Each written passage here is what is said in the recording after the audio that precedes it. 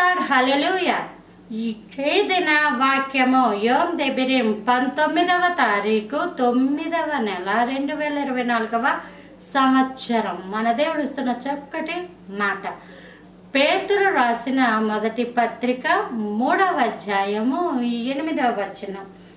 తొదకు మీరందరూ ఏక మనస్కులో ఒకని సుఖ దుఃఖముల యందు ఒకరు పాలుపడి సహోదర ప్రేమ గలవారును కరుణా చిత్తులను వినయ మనస్కులయుండుడి.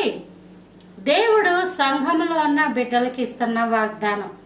మనం అందరం ఒకే మనస్సు కలిగి వారి యొక్క సుఖము దుఃఖముల్లో కూడా మనం పాలువారై ఉండాలి.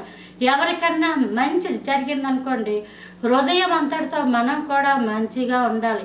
అంతేగాని వాళ్ళకి అయింది నాకు అవ్వలేదు, వాళ్ళకే అవుతున్నాయని నాకేం అవ్వట్లేదు, నా ప్రార్థన వింటలేదు, దేవుడు వాళ్ళ ప్రార్థన వింటున్నాడని మనం ఊడికిపోయి కుళ్ళిపోకూడదు.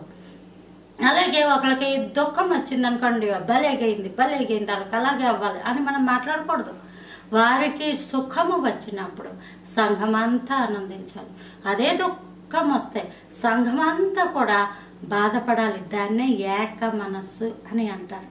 అది సంఘంలో ఉండాలి.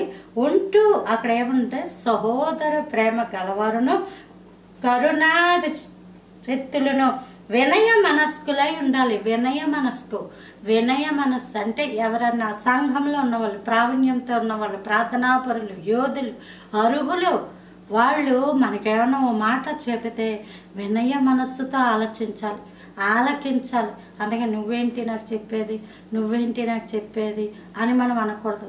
వాళ్ళకున్న ప్రార్థన జీవితం, వాళ్ళు గొప్పవారు కాబట్టి వాళ్ళ దగ్గర ప్రభా వీళ్ళ ద్వారా ఒక మంచి అనుభవాన్ని నాకు నేర్పించండి అని వినయ మనస్కులై ఉండాలి. ఇది సంఘంలో ఉన్న ప్రతి ఒక్కరికి ఉండవలసిన ఒక గొప్ప అర్హత.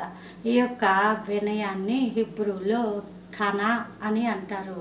గ్రీకులో తోపై నూఫ్రో సునేస్ అని అంటారు. Praise the Lord. ఆమేన్.